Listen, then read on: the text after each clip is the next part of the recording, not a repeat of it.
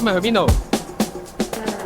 啲人成日都話去一次旅行見真章，但係我哋呢班打工仔平時邊有咁奢侈啊？去咩一個月旅行揾紅旗仔啊？所以計我話呢，上一次山落一次海乜都夠啦。我好簡單嘅啫，嗱，以後食到軟飯呢就 OK 啦。所以為咗測試下呢個平時呢睇落傻更更嘅 Michelle 會唔會有一日發到大財呢？我就夾埋佢，我哋兩條茂利一齊嚟挑戰，據聞難度都有分咁上下嘅玉桂山啊！玉桂山係位於香港鴨脷洲嘅，上到山頂呢就可以俯瞰到成個海景啦，仲有海洋公園添啊！但係如果你平時呢冇爬開山呢，真係唔好去試呢度，因為咧呢度真係乜都冇，全程冇遮陰之餘咧，亦都係需要用手爬嘅。好彩咧，我哋就帶埋 Insta360嘅 X5 運動相機啦，佢輕巧嘅機身、360度 8K 超高清鏡頭同埋 Aim After Filming 嘅功能，令到我哋可以專心咁攻克呢座山，唔使擔心自己 out of frame 或者 out full。用我嘅 promo code 買指定嘅深水相機咧，仲有精品送添啊！其實沿途嘅山景已經好正啦，但係登頂嘅海景啊，哇，簡直一流啊！Michelle 同 X5 都挑戰成功，玉桂山征服。